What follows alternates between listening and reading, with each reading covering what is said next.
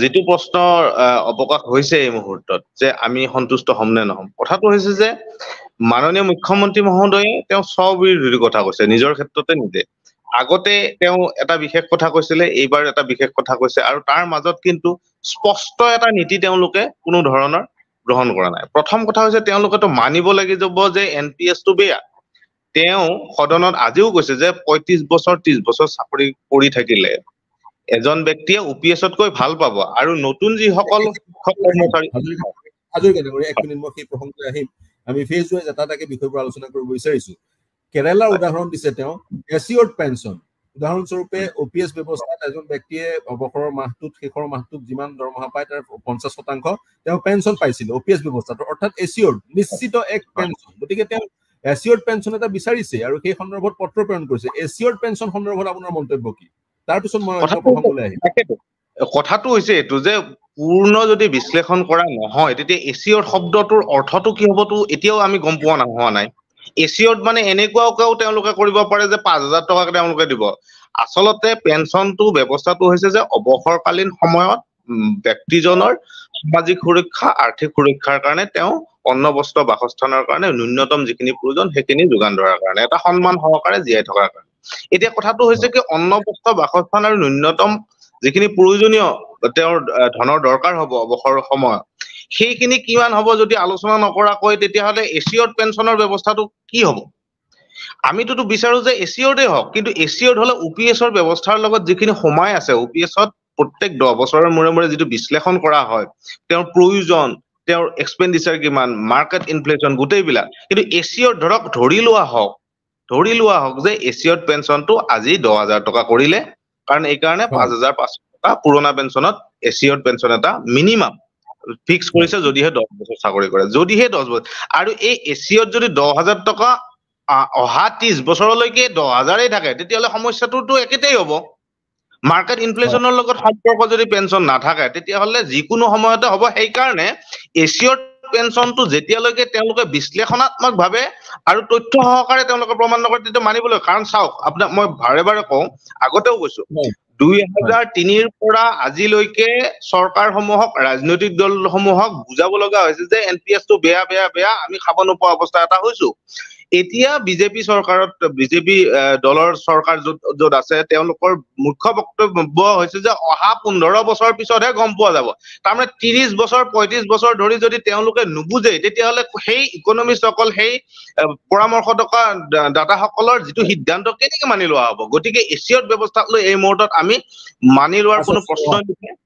প্ৰশ্ন নাহে। আৰু বিশ্লেষণ আপোনালোকে বিচাৰিছে এচিয়ৰ্ডৰ অৰ্থ কি, নিশ্চিত পেঞ্চনৰ অৰ্থ কি, OPS-ত যি ধৰণে পেঞ্চন বৃদ্ধি হয় পৰ্যায়ক্ৰমে দিয়ে ইত্যাদি লাগে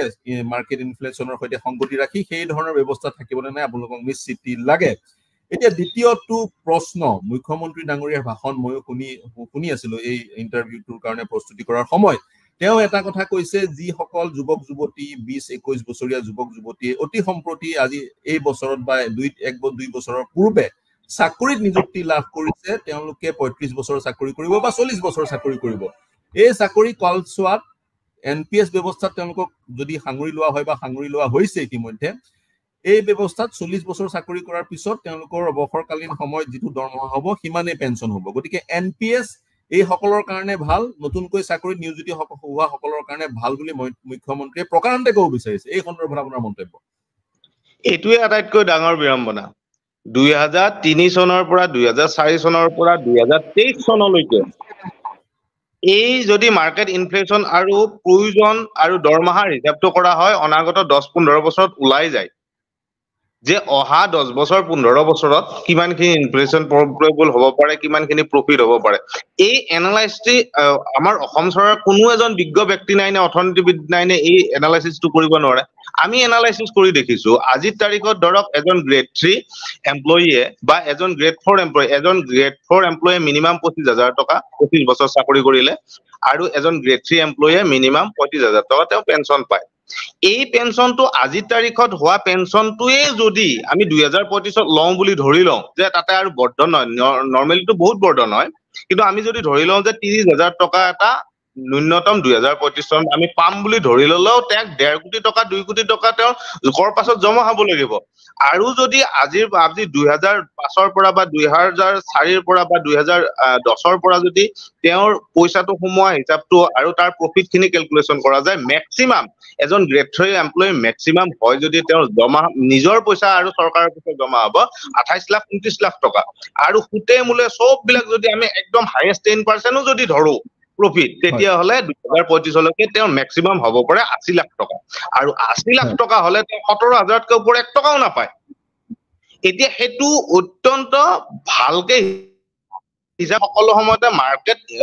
বৰ্ধন হৈ থকা বুলিহে আমি হিসাবটো কৰিছো গতিকে তাতকে কমতে হ'ব ধৰি লৈছো যে মার্কেটত এই যেনেকে চলি আছে 10% 9% 11% হিসাবত আমাক যেটো প্ৰফিট দি আছে হেনেকে থাকিলে আপোনাৰ 80 লাখ মান টকা হয় এজন জেটি এমপ্লয় গতিকে এই 30000 টকা হোৱালৈকে 1.5 কোটি টকা কোনো পধ্যে নহয় কোনো এটা এনেকুৱা কি মন্ত্ৰ আছে যে 2035 ত এনেকুৱা এটা কি বিৰাট ডাঙৰ মাৰ্কেটৰ মানে অৱস্থা হ'ব যেটোৰ কাৰণে 25% 30% কৰ্মচাৰীজনক প্ৰফিট দিয়া হ'ব যেটোৰ কাৰণে তেওঁলোক এটোটো সম্ভৱ নহয় আৰু এই অসম্ভৱ কথাটো কৈ কেৱল স্কিপ কৰিব গুছি আছে আৰু এটো ডিভাইড এণ্ড মানে বিভাজনৰ পলিটিক্স কৰি আছে যে নতুন সকলক যদি বুজোৱা যায় যে আপোনালোকে বহুত পাব আৰু সেই বহুত পাবটো নালাগে নহয় আমাক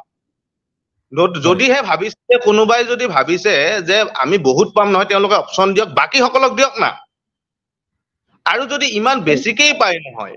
ইমান বেছি আমি ঘুৰাই দিম কৈছো যে নতুন সকলেও ঘুৰাই দিব আজি বাৰে বাৰে কৈ আছে যে নতুন সকলক এনপিএস টো লাগে বুলি কৈছে কেইজন ওলাই চাওকচোন অপচন দিয়ক আমাক যেনেকে ওপিএছৰ পেনচনৰ ক্ষেত্ৰত অপচন দিছে নহয় তেওঁলোকক অপচন দিয়ক দেখা পাব নহয় কেইজনে পাব গতিকে এই এনেকুৱা ধৰণৰ কথা সেই কাৰণে অসুবিধা হৈছে যে আজি এছিয়ত পেনচনৰ কথা যেটো কোৱা হৈছে আৰু তেওঁ এটো কথা কোৱা হৈছে যে এনপিএস টো ভাল হ'ব দীৰ্ঘতম সময়ত এই দুটা বস্তু সেলফ কন্ট্ৰাডিক্টৰি তেওঁ এতিয়া এই মুহূৰ্তত আমি এটা স্পষ্ট ধাৰণা কৰিছো যে অসম চৰকাৰত মানে ভাল অৰ্থনীতিবিদৰ বহুত অভাৱ ঘটিছে চাগে সেই কাৰণে 2025 সিকিমত কেইদিনমান আগতে আপোনাৰ এনপিএস এৰি ওপিএস লৈকে তেওঁলোকে কনভাৰ্ট কৰিছে গতিকে এইটো কথাটো একচুয়ালি কমেন্ট দিবৰ কাৰণে অসুবিধা তেওঁ আমাৰ শাসনত থকা আটাইতকৈ সন্মানীয় ব্যক্তি কিন্তু মই যিমান এই মুহূৰ্তলৈকে জানো যে কোনো এখন ৰাজ্যৰে অৰ্থনৈতিকভাৱে অসুবিধা হোৱা নাই এনপিএস টু ওপিএস দিয়াত আৰু কোনোবা ৰাজ্যত ডিএৰ ক্ষেত্ৰত মানে তাৰতম্য আছে হয় হেতু নোহোৱা নহয় একেবাৰে মিছা কথা নহয় কিন্তু ডিএত কৈ ডাঙৰ কথাটো হৈছে যে আমাৰ মানে অৰ্থনৈতিক সুৰক্ষাটো নিশ্চয় সেই চৰকাৰত তেওঁলোকৰ যিখিনি প্ৰাপ্য নহয় এতিয়া নহয় এনেকুৱা হয় যে অৰুণাচলত সুবুৰীয়া আমাৰ অৰুণাচলত যিখিনি দৰমহা পায় নহয় আমাৰ অসমৰ কৰ্মচাৰীয়ে নাপায় হেতু যদি আমি যদিও মাননীয় মুখ্যমন্ত্ৰী মহোদয় বাৰে বাৰে কৈছে যে কেন্দ্ৰৰ সমপৰ্যায়ত আমি দৰমহা দিছো কিন্তু অৰুণাচল সুবুৰীয়া ৰাজ্য অৰুণাচলত যিখিনি দৰমহা পায় নহয় অসমৰ কিন্তু নাপায়